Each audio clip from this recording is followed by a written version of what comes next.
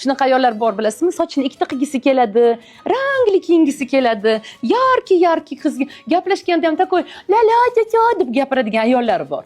Вот это все про инфантильность, инфантилизм deyishadi. Ya'ni когда вроде бы взрослая женщина, а в ней до сих пор живет вот эта девочка, которая недополучила в свое время вот это o'zi xohlagan narsasini mana bunaqa parparak ko'ylaklar, bantiklar, nimadirlar olmagan. Nima qilyapti? Shuni joyiga qo'yib qo'yish uchun haligacha mozg fikran o'sha narsa to'g'ri deb hisoblayapti. И bu уже инфантильный позиция. То есть mana вот эта chegara ozgina buzilsa agar odam bu tomonga ham o'tib ketishi mumkin-da.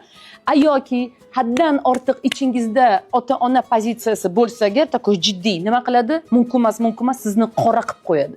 Nabarot seriy bo'lib qolasiz.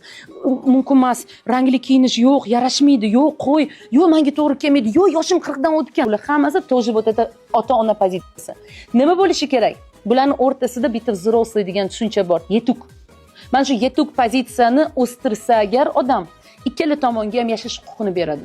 Zavqlanishni, xursand bo'lishni, tam yomg'ir tagida sakrashni ruxsat beradi.